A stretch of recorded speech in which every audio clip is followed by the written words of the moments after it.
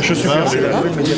Donc nous avons le plaisir, toutes et tous, d'inaugurer ce lieu culte de la Boussole sur le territoire de la communauté d'agglomération de Saint-Dié-des-Vosges. Voilà.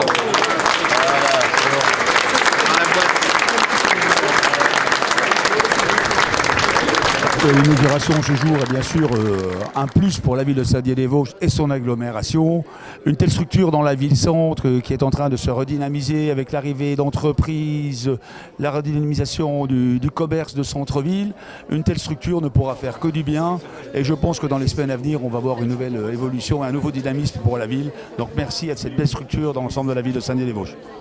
Ce pôle a vocation à devenir un véritable lieu de vie intergénérationnel, un équipement majeur avec une offre de services exhaustive, accessible à tous.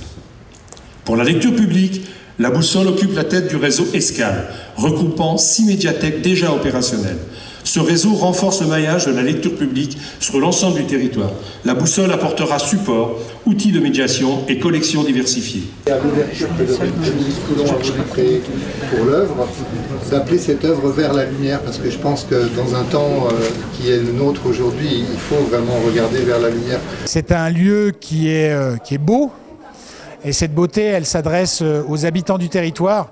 Ils valent bien un équipement comme celui-là, qu'on a pensé comme un lieu civique, un lieu où on va découvrir des choses, on va se rencontrer et on ne viendra pas seulement pour emprunter des livres, mais tout simplement pour passer du temps dans un espace qui auparavant était un espace de la justice, de l'ordre et des puissances économiques et qui est maintenant un espace civique en cœur de ville qui participe de la redynamisation de Saint-Dié-des-Vosges et de la Déodacie.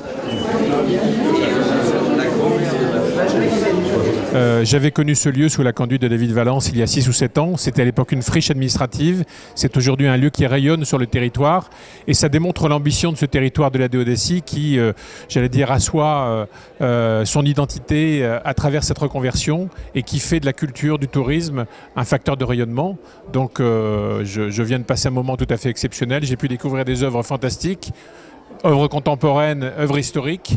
Et je pense que l'ensemble des Déodaciens vont envahir ce lieu, pacifiquement évidemment, pour venir y goûter à tous les plaisirs de la culture, de la curiosité, des multimédias. Et les touristes seront ici nombreux aussi, puisque le siège de l'Office du tourisme va s'y trouver. Donc c'est vraiment quelque chose de tout à fait exemplaire.